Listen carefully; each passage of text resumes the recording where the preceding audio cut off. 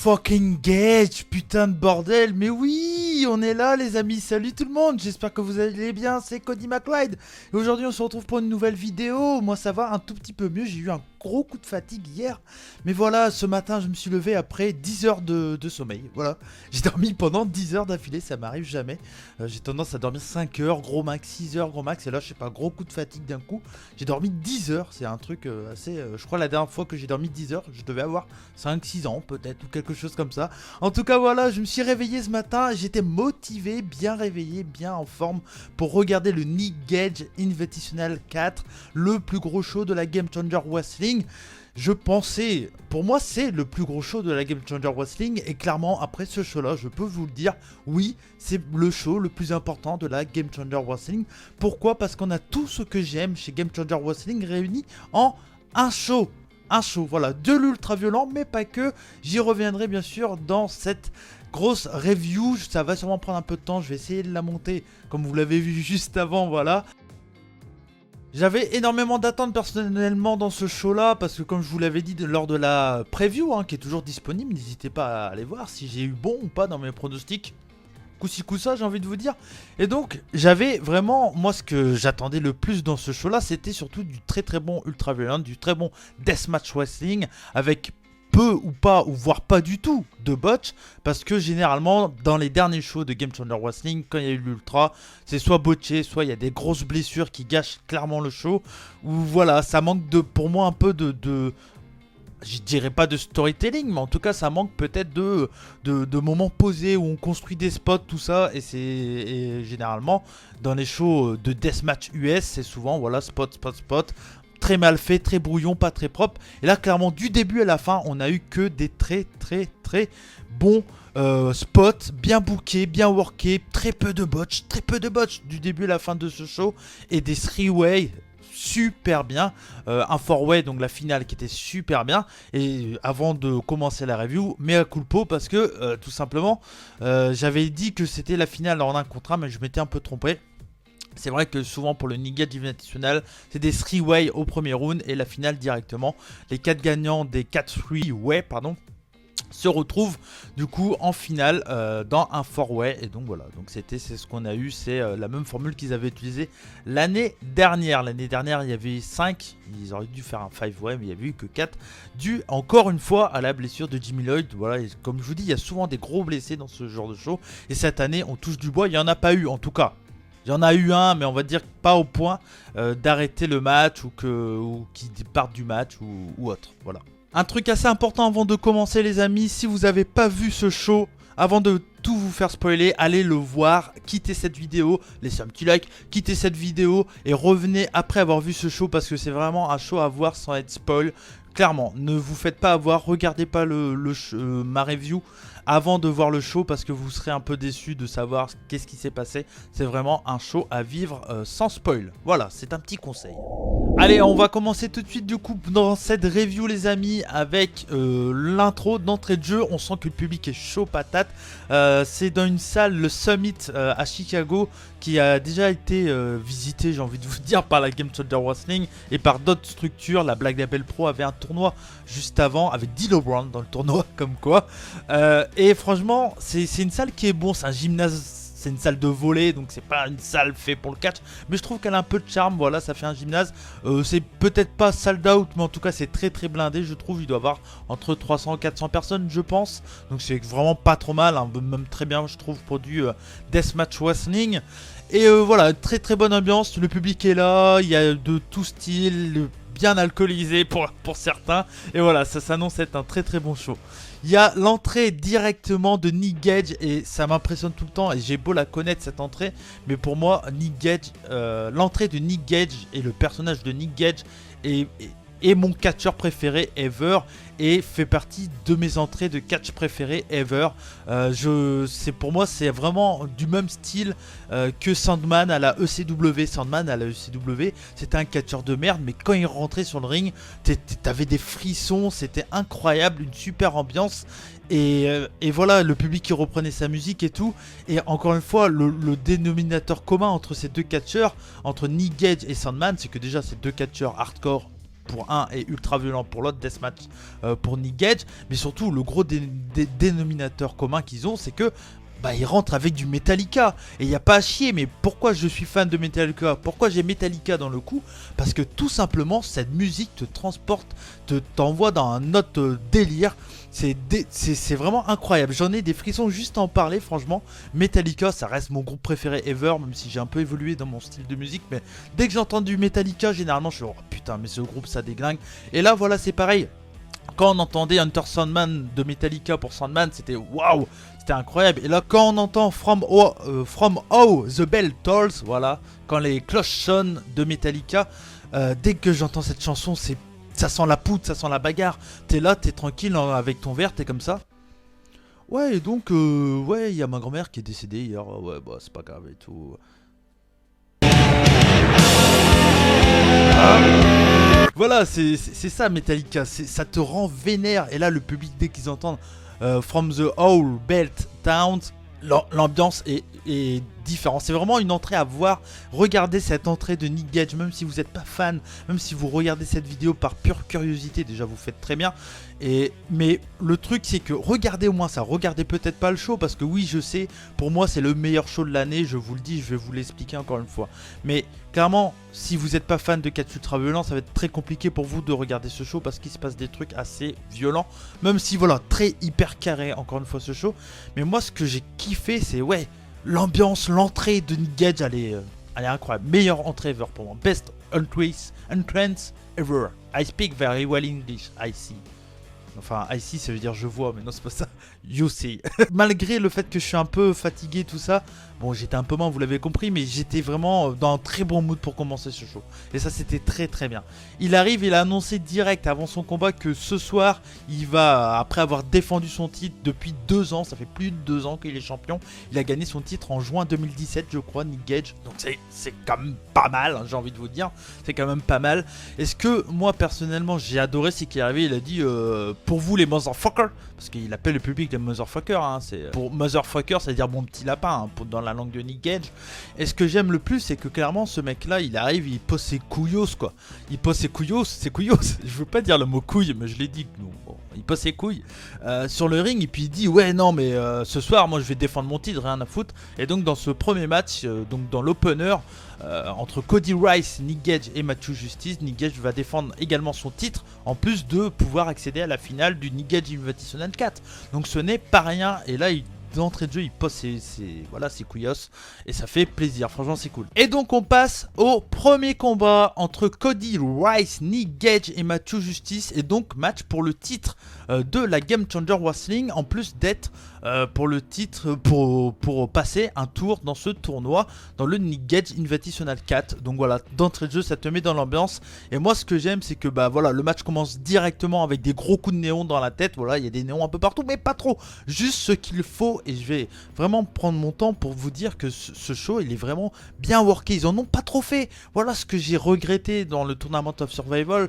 Pour ceux qui ont suivi ma review, je vous l'avais dit, suite à la blessure de G-River, ce que je regrettais, c'est que c'était un peu trop garbage, un peu trop bordélique à mon goût. Et là voilà, il y a des néons, mais il n'y en a pas trop. Il n'y a pas besoin d'en faire trop pour faire des très bons matchs ultra violents. Et ce match là nous l'a prouvé clairement. Ils en ont fait quand même beaucoup. Il prend énormément de risques, mais ce que je veux dire, c'est bien worké, c'est bien fait, c'est vraiment bien fait.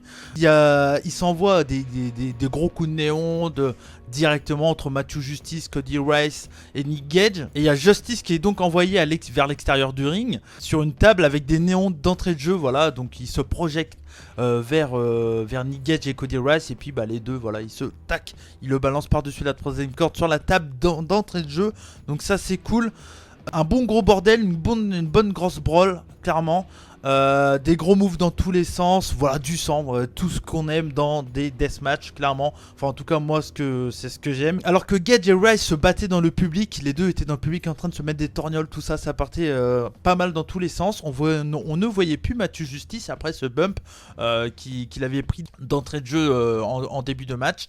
Et là, Matthew Justice réapparaît à l'image sur le haut de la salle. Il est à 3 mètres, 3 mètres 50, peut-être 4 mètres, non pas 4 mètres, je dirais 3 mètres 50 de hauteur, il est assez haut, très très haut, et là il saute sur Cody Rice et des membres du Game Changer Crew, donc voilà, donc il éclate tout le monde, c'est un gros bordel, tout le monde fait GC Dub, c'est le bordel, et ça je kiffe, ça fait super plaisir de voir une ambiance comme ça, quand on passe de CZW à Game Changer, c'est voilà, c'est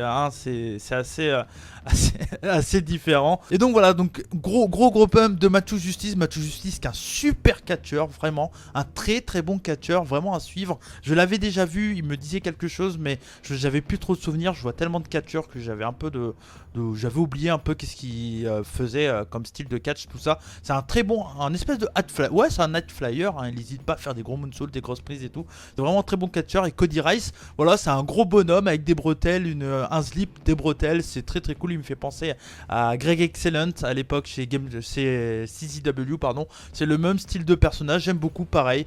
Il fait des cannonballs, enfin voilà, il est plutôt cool, plutôt intéressant.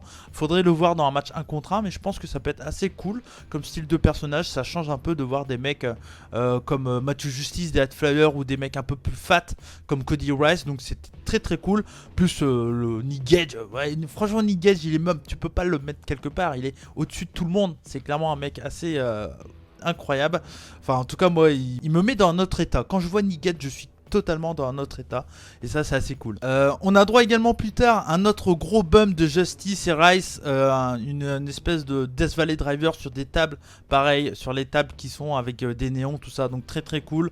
On a également un gros cost to cost de Justice qui est vraiment très très bon aussi. On a du très très bon catch dans ce match, c'est ça qui est bien tout le long du tournoi, c'est qu'on a en même temps du très bon catch et en même temps du très très bon death match. Donc là franchement voilà, ça fait énormément plaisir. Et on finit le match sur un gros spot de fin de Nick Gage qui fait un pile driver sur Matthew Justice, mais pas juste un pile driver simple. Il y a Matthew Justice qui est dans le coin, Nick Gage monte dans le coin, mais entre temps il y a Cody Rice qui est allongé par terre avec un néon sur lui, et là il fait un pile driver sur Matthew Justice sur Cody Rice. Donc voilà, les deux KO, il fait le tomber 1, 2, 3. Victoire de Nick fucking Gage avec l'ambiance, tout ça, qui garde son titre et qui passe au prochain tour. On enchaîne avec cette review avec Jimmy fucking Lloyd, qui avait un match contre Orin Veidt et Yoko Miyamoto, catcheur de la Freedom Wrestling entre autres. Voilà un match, et c'est ça que j'adore avec le Deathmatch Wrestling, c'est parce qu'on a eu un match totalement différent du premier match. Le premier match était très bourrin, très violent, très bagarre, et là vraiment on a eu du très très bon catch in ring. Les trois catcheurs savent catcher. Jimmy Lloyd toujours aussi, des fois un peu, voilà, des fois je trouve qu'il est pas précis dans ses moves, il est un peu brouillon, mais ça reste quand même très très correct, clairement. On a eu vraiment très très bon match de catch avec des néons, et ça c'est cool, c'est vraiment à l'instar des deathmatch japonais. C'est une des raisons que j'adore regarder du deathmatch japonais, c'est parce que ils incluent le mot deathmatch, les néons, dans un vrai wrestling match, et ça c'est cool, et c'est rare de voir ça du côté de Game Changer Wrestling. Et là dans ce match là, voilà, c'est ce qu'on a eu. On a eu vraiment des moves de catch, du très très beau catch avec des néons, et donc voilà, c'était hyper plaisant. Ça a été très équilibré du début à la fin, mais c'est le japonais qui a réussi à gagner ce match du coup, avec un gros pile driver encore une fois de Miyamoto sur Veidt, sur une porte. Voilà, un très très bon finish avec la porte qui était sur une chaise et en même temps sur le coin. Le japonais a pris Orin Veidt, il était posé sur la porte et il a fait un gros pile driver bien puissant pour finir le combat. Et c'est vrai que maintenant que je vois ça, 2 pile drivers d'affilée pour finir un match, un peu dommage, mais bon, c'est des positionnements un peu différents et tout, donc ça va. Puis ça reste, pile driver, ça reste une grosse move, donc un très très bon finish, clairement. Allez, on enchaîne avec ce troisième match, premier tour de ce tournoi, le match que j'attendais le plus, clairement les amis, c'était vraiment... voilà, comme je vous l'avais dit dans ma preview, si vous l'avez vu, Mance Warner, Matt Tremont, Slack, c'est peut-être mes 3 catcheurs ultra violents préférés, avec Nick Gage, Masashi Takeda, Izami Kodaka. Enfin il y en a, je pourrais vous en faire une liste assez extraordinaire de mes meilleurs deathmatch wrestlers actuellement. Et déjà un point, c'est que je vous avais dit, Mance Warner c'est un gros redneck qui parle comme ça un peu. Ouais, je suis Mance Warner. Et il boit des bières, il prend des bières à tout le monde et tout, c'est super cool. Et super ovation, encore une fois pour Mance Warner. Mance Warner qui a un thème mais extraordinaire, qui va très très bien avec le Deathmatch Wrestling. Ils ont le chic pour choisir des musiques qui vont trop bien. Et là, je sais pas trop ce que c'est comme groupe, c'est style un peu Lynyrd Skynyrd. C'est du hard rock, un peu posé, un peu cool et tout, qui fait vraiment penser aux vacances et tout. C'est assez particulier de dire ça pour un Cater Deathmatch, mais je trouve que ça colle super bien. C'est une musique de redneck, hein, clairement. Donc voilà, donc super ovation, et également super ovation pour Shlak et pour Matt Tremont. Matt Tremont qui est vraiment une légende, un Deathmatch Hall of Famer. Il faut quand même le préciser, ce n'est pas rien. Donc voilà, c'était vraiment une très belle affiche et j'ai vraiment pas été déçu de ce match. C'est vraiment un must-see également. Je vous l'ai pas dit, mais le premier match est vraiment un match à voir à tout prix. Et ce troisième match est également à voir à tout prix. Clairement, c'est vraiment un super match. Ça se met des gros coups de néon dans la gueule et tout. Enfin voilà, c'est tout ce qu'on aime. Mais pareil, ils en font beaucoup, mais pas énorme. On n'est pas dégoûté tellement il y en a des gros coups de néon, des gros trucs hyper violents et tout. Mais il y a plein de trucs vraiment ouf. Il y a vraiment des spots assez innovants, je trouve, encore une fois dans ce show. Donc voilà, ça fait plaisir d'être assez surpris malgré qu'on voit énormément de Deathmatch Wrestling. J'arrive toujours à me dire putain, pourquoi ils ont pas pensé avant à ça, parce que c'est trop bien quoi. Et comme par exemple à un moment il y a Shlak qui agrafe la langue de Mance Warner au jean d'un fan quoi. Voilà, il y a le jean qui est là à côté, il dit don't move, et flac, il agrafe la langue de Mance Warner au froc. C'est assez cool, c'est vraiment très plaisant à regarder, c'est assez ouf hein, quand même. Et on voit Mance Warner qui est accroché au froc, il dit au fan non, bouge pas. Donc voilà, donc c'est très cool. Et puis il y a des spires qui partent un peu dans tous les sens. C'est très bourrin, très bourrin. Mais voilà, moi j'aime beaucoup. On a un finish assez incroyable. Il y a Shlak qui se fait surpasser par Tremont dans une table avec des néons. Donc en fait il y a une table dans le coin avec des néons, il y a Shlak qui rush, et puis t'as Tremont qui le surpasse comme ça, donc Shlak qui s'écroule dans la table, voilà, très visuel, très cool. Et donc Matt Tremont, après avoir porté ce surpassement, s'assoit sur le ring, et là t'as Mance Warner qui le jette un néon, et Matt Tremont le reçoit, mais trop bien, c'est tac, il le reçoit mais superbement bien fait, c'est hyper visuel je trouve. Et là t'as Mance Warner après qu'il a balancé le néon, il rush et il lui met un gni, un espèce de Kinshasa, un boumaillé sur Matt Tremont. Et là voilà, victoire de Mance Warner qui passe ce premier tour et qui va en finale. Ça s'annonce être une très bonne finale quand on voit les trois noms pour le moment qualifiés. Donc voilà, donc super combat, un must-see aussi à voir. Vraiment un de mes combats préférés de cette année. Vraiment c'était très bien, très bien. Un très bon deathmatch. Voilà, Matt Tremont le king. Peut-être après après Nick Gage, mais ça reste pour moi un des kings, un des padres du deathmatch wrestling actuellement. On enchaîne avec ce dernier match, le dernier opening round, voilà, de ce show avec Marcus Crane, Alex Colon et Eric Ryan. On a un peu la nouvelle garde du Deathmatch Wrestling. Alex Colon qui est pas dans la nouvelle garde non plus, hein, parce que ça fait quand même pas mal de temps qu'il catch dans le Deathmatch. Mais voilà, Marcus Crane et Eric Ryan, c'est des catcheurs qu'on voit depuis 3, 4, 5 ans, gros max vraiment. Et d'entrée de jeu, voilà, donc déjà l'entrée de Alex Colon et Eric Ryan, c'est très cool. C'est deux catcheurs que j'adore, très classe physiquement, très charismatique je trouve. Et on a donc l'entrée de Marcus Crane qui arrive avec un néon en forme de grosse bite rouge. Voilà, je vous mettrai la photo rapidement en montage que j'ai pris, donc désolé pour la qualité. Mais voilà, j'étais mort de rire quand j'ai vu ça, c'était très fun à regarder, franchement voilà, ça m'a vraiment bien fait marrer de voir ça. C'était très cool. Et donc voilà, encore une fois, on a un super deathmatch. Voilà, très bien. On a eu 4 premiers rounds. Vraiment, c'est les meilleurs deathmatchs que j'ai vus cette année. Bon, peut-être pas au Japon, mais en tout cas, aux États-Unis, on a les 4 meilleurs deathmatchs. Donc, voilà pourquoi je dis que pour moi, c'est le meilleur show de l'année. Parce que moi, en tant que gros fan de deathmatch, je vois ça, mais je m'éclate. Il y a tout ce qu'il faut. On a des putains de moves, on a des gros spots bien violents. Voilà, et puis ça catch super bien entre les trois. Les Crane, Colon et Ryan savent super bien catcher. Donc, ça fait toujours plaisir. Et franchement, je trouve vraiment que la Game Changer Wrestling sur ce show-là nous ont fait les meilleurs opening rounds qu'on a vu dans des deathmatch tournaments.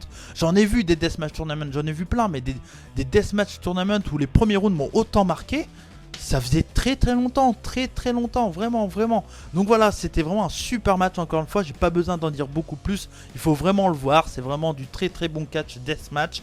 Après, il faut aimer le sang, hein. Bah oui, il y a du sang partout, mais ça reste du deathmatch wrestling. Colon prouve encore une fois que pour moi, il fait partie des meilleurs catcheurs actuellement dans le deathmatch wrestling. Souvent un peu pas mis en valeur comme il devrait être pour moi en tout cas par les fans. Souvent les fans vont parler de Matt Raymond, Nick Gage. Ils vont parler peut-être des japonais Masashi Takeda, Jun Kasai, Abdullah Kobayashi, tout ça, et on a tendance à oublier un peu Alex Colon. Et je trouve vraiment que Alex Colon est vraiment très bon, donc voilà, moi j'aime beaucoup. Et puis bah voilà, Crane et Ryan sont également très cool, donc voilà, un super match, victoire d'Alex Colon. Allez, après une petite pause pub, voilà, où ils ont fait un peu le teasing des shows. Ils ont remontré une publicité sur leur show qu'ils ont fait au Japon. D'ailleurs, il faut toujours que je regarde le deuxième, je n'ai malheureusement pas eu le temps. C'était de très bons shows au Japon de la Game Changer Wrestling. On se retrouve avec un gros match Spotfest qui avait été déjà annoncé entre Alex Zane, Blake Christian, Gringo Loco et Jack Lunder.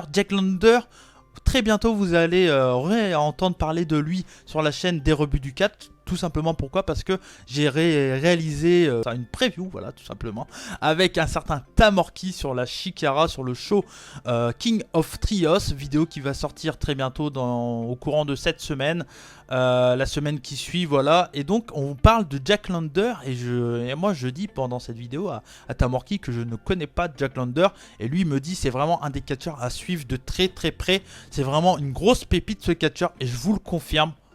Wow, on a eu un match les amis. Ouh. Pour tous ceux qui pensent encore une fois que la Game Changer c'est que de l'ultra violent, attention, regardez-moi ce match, c'est très costaud. Un super Fatal 4-Way, un super Spotfest. Ça va dans tous les sens, il y a des moves que je n'avais encore jamais vus, clairement, voilà. Il y a un double, ça c'est le move du match, clairement. Il y a un double Electric Chair, donc voilà, donc il y a Electric Chair plus Electric Chair. Et donc on a Alex Zane qui est tout en haut de l'Electric Chair. Donc c'est voilà, déjà le fait que Gringo Loco porte deux mecs en Electric Chair, c'est quand même pas banal. Et là on a Jack Lander qui saute et qui fait un Rana sur Alex Zane, j'allais dire Sami Zayn, sur Alex Zane. Donc voilà, donc super combat, des gros moves comme vous le voyez. Et donc voilà, un match à voir si vous aimez tout ce qui est Spotfest. Il faut surtout pas, encore une fois, passer à côté, c'est un must-see. Il y en a déjà 3-4, il y a 4 matchs là déjà, un must-see à voir, c'était vraiment très cool. Je n'en avais pas parlé lors de ma preview du Nick Gage Invitational 4, mais il avait déjà été annoncé. C'est un match entre Marco Stunt, hein, voilà, jeune catcheur, très jeune catcheur, très petit, le small man, voilà. Face à lui, il y avait Tracy Mosler, alors catcheur, voilà, d'une cinquantaine d'années, il a 53 ans, et c'est quelqu'un quand même, allez, je dirais pas une légende, parce qu'il n'a pas non plus gagné énormément de titres, il n'a pas non plus marqué les fans de catch à fond, même si quand même, à une certaine période, il était très mis en avant dans une structure. Mais ça reste quand même quelqu'un allez, ça reste une bonne star du catch indie, parce que c'est tout simplement un ancien catcheur de ECW, WCW, NJPW, WWF. Il a été également champion du côté de chez IWA Mid-South. Il a été 2 fois champion Mid-South, donc voilà, ce n'est pas rien. Il a été également WCW US Title, voilà, donc un petit championnat US du côté de chez WCW. Et également, il a été champion ECW Extreme Championship Wrestling. Il a été champion par équipe avec tout simplement Little Guido pour la faction FBI.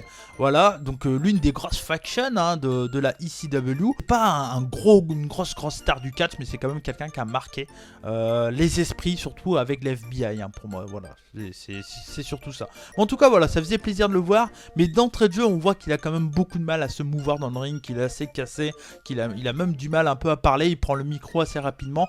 On sent voilà que bon, le public est content de le voir, mais sans plus, ça se voit qu'il a pas non plus, c'est pas une big star quoi, c'est pas Ric Flair le mec, ça se ressent. Mais bon voilà, le public est quand même content de le voir. Il prend le micro et là on a Smother qui a fait souvent le heel, voire pratiquement tout le temps le heel lors de ces périodes où il catchait à fond. Voilà, chez FBI il était heel, c'est un super heel je trouve. Il fait bien le heel un peu à la con, voilà, et le mec un peu badass qui fait chier un peu tout le monde, donc ça c'est super cool.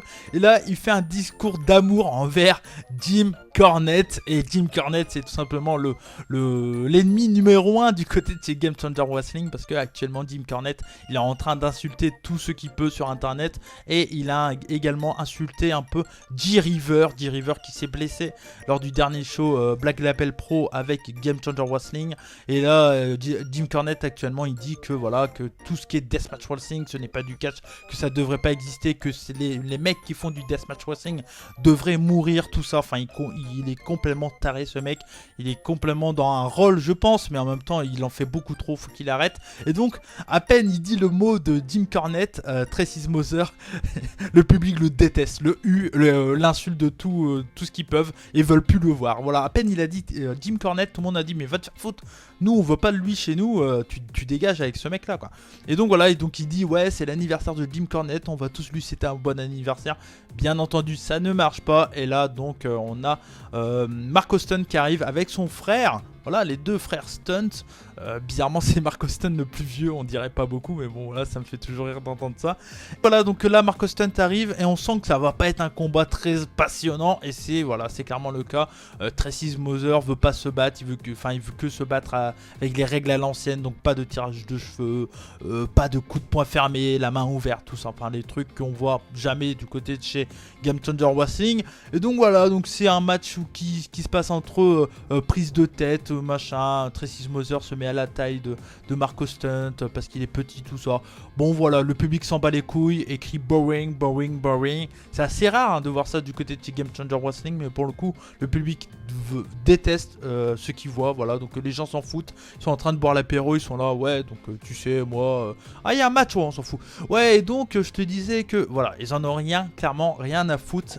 Et donc bon, c'est vraiment pas un match intéressant. Si vous avez pas vu le show, que vous voulez quand même voir un petit truc et tout, regardez pas ce match, passez-le, ça sert totalement à rien. Ils font un concours de dance qui floppe totalement. Voilà, le public s'en fout. Et donc victoire de Mark Austin sur un petit paquet foiré. Enfin voilà, Tracy Mother peut plus catcher, il est clairement trop faible, il a du mal à se mouvoir, donc voilà, on oublie. Et c'était de toute façon juste là pour faire attendre un peu pour la finale, et puis le temps que les catcheurs de la finale puissent booker tranquillement. Donc voilà, c'était pour gagner du temps. Et on enchaîne enfin avec la finale du Nick Gage Invitational 4. Et ça tombe bien parce que c'est un Fatal 4-Way les amis. C'est Nick Gage contre Yoko Miyamoto, Mance Warner et Alex Colon. Donc pour gagner le Nick Gage Invitational 4, mais pas que, c'est également pour le titre GCW. Et donc voilà, donc une tombée, c'est la victoire. Donc Nick Gage peut perdre le titre même sans être l'homme qui s'est pris le tombé. Donc c'est vraiment un match assez important pour Nick Gage. C'est plus de 2 ans de règne, donc c'est quelque chose.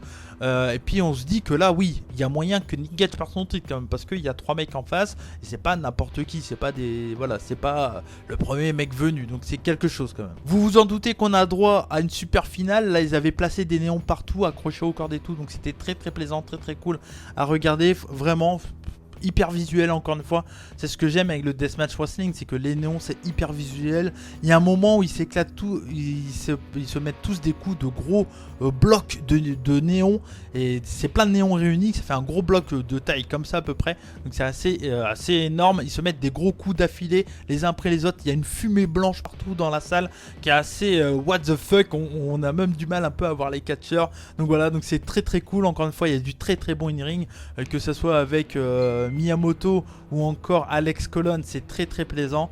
Bien sûr que Mance Warner, Nick Gage, c'est plus des brawlers, des gros bagarreurs, donc c'est bien, ça équilibre très très bien ce combat, et on a vraiment une très très bonne finale.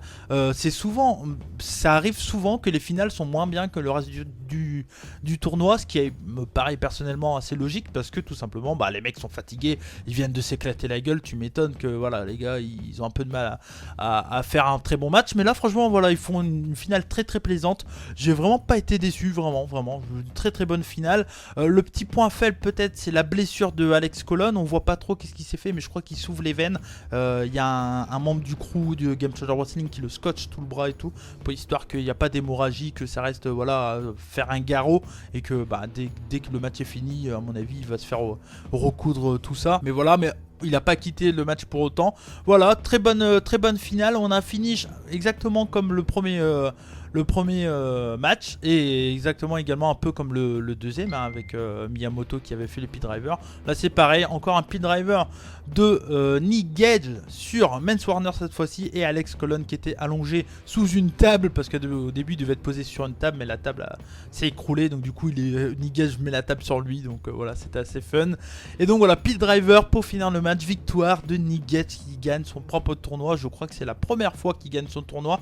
Quand je vous avais dit dans la preview qu'il était vraiment clairement imprenable ces temps-ci, il est clairement imprenable. C'est vraiment, je ne sais pas qui va pouvoir le battre, clairement je ne sais pas du tout. Mais du coup il allait pour prendre le micro pour voilà dire qu'il est toujours le champion, qu'il a gagné son propre tournoi et tout ça. Et là un homme masqué l'attaque. Un homme masqué l'attaque, et pour le coup je ne sais pas du tout qui c'est. Je me dis allez, Killer Kross, comme ça, ce que j'avais dit dans la preview, j'avais dit ça serait bien que Nick Gage arrive et gagne le tournoi, et puis bah, que Killer Kross l'attaque, et puis qui lui dit ouais, je t'ai pété la gueule en shoot style, maintenant on va aller vers ton style et je vais gagner le titre et tout ça. Ça aurait été super cool, mais non, ce n'est pas Killer Kross, c'est tout simplement RSP, Ricky Shenpage. Je vous l'avais dit lors de la preview, si vous l'avez vu, il y avait un des catcheurs pour moi qui manquait énormément dans ce show, c'était Ricky Shenpage, qu'on ne voit plus catcher du côté des États-Unis depuis à peu près 6 mois. Et donc voilà, qui en ce moment il a catché au Japon, il catch également en Europe, beaucoup en Europe, il catchait beaucoup en Europe du côté de chez Fight Club Pro entre autres. Et donc voilà, et de Progress aussi. Et donc voilà, donc on le retrouve aux États-Unis pour Game Changer Wrestling, et là il attaque directement Nick Gage, il prend une bombe de peinture, il tag RSP, ses initiales, sur le titre et se barre avec le titre. Et donc clairement voilà, lors du prochain gros show de la Game Changer Wrestling, je sais pas trop ce que ça va être, peut-être pour Curtin Cole, et encore je ne pense pas que ça sera pour Curtin Cole, je pense que ça sera pour un plus gros show que ça même. Très bientôt, je pense qu'on aura RSP contre Nick Gage, et ça va être un match à voir à tout prix, ça va être un super deathmatch, j'ai aucun doute là-dessus. Ça serait super bien qu'il fasse une espèce de Cage of Death, j'aimerais tellement voir ça dans une Cage of Death, donc on va voir, peut-être que la Game Changer va prendre le principe de la Cage of Death, va l'appeler juste Cage of Game Changer Wrestling, et puis, puis voilà, ils vont changer un peu le délire, mais ça serait vraiment super bien. Donc voilà, comme vous l'avez deviné, c'était un super show pour moi, le meilleur show de catch de cette année pour le moment, le meilleur show de deathmatch, clairement pour le coup j'ai aucun doute sur ça. Le meilleur show ever ou le meilleur show de l'année, ça peut se discuter en fonction si vous aimez ou pas le Deathmatch Wrestling. Mais encore une fois, c'est mon goût personnel et je vous le dis, moi personnellement, c'est mon show préféré. J'ai adoré ce show du début à la fin. J'espère que cette vidéo vous a plu, clairement. Voilà, j'ai essayé, vous l'avez vu, de monter, de faire des petits trucs un peu à la con, tout ça. J'espère que ça va vous plaire. N'hésitez pas à laisser un petit like, un petit partage. Partagez-moi ça à fond. Je sais que c'est une review d'un show de catch ultra violent. Je sais pertinemment que ça fera pas autant de vues que si je parle de Raw ou de SmackDown, je le sais, mais voilà, je compte sur vous, ne passez pas à côté. Dites à vos potes, ouais, je sais que t'aimes pas trop ça, mais voilà, va voir ce mec là, j'espère que je suis assez sympa, et voilà, il essaye de parler d'un truc qu'il est fan, je pense que ça se voit que je suis fan, vraiment fan de catch ultra violent, et j'essaye de vous transmettre tout ça à travers ma webcam, parce que oui, je filme avec une webcam, hein. On n'a pas les dessous pour filmer avec une vraie caméra encore, mais ça viendra, ne vous inquiétez pas un jour. Donc voilà, en tout cas merci à vous tous, merci à vous d'avoir vu cette review. Et donc nous on se retrouve très bientôt sur la chaîne des rebuts du catch avec la preview du King of Trios, ça va arriver très bientôt, le King of Trios de la Chikara avec Tamorki. On se retrouve également pour le rebut hebdo et pour plein d'autres vidéos sur la chaîne des rebuts du catch. N'hésitez pas à laisser un petit like, un petit commentaire, ça fait toujours plaisir, un petit partage. On compte sur vous, c'était Cody McLeod pour la chaîne des rebuts, et comme on dit chez nous, bonsaï, et surtout n'oubliez pas, soyez curieux. Ciao ciao. Il m'a fait chier ce truc pendant toute la vidéo, il y a le truc qui sonne. Putain, font chier les amis sur Facebook.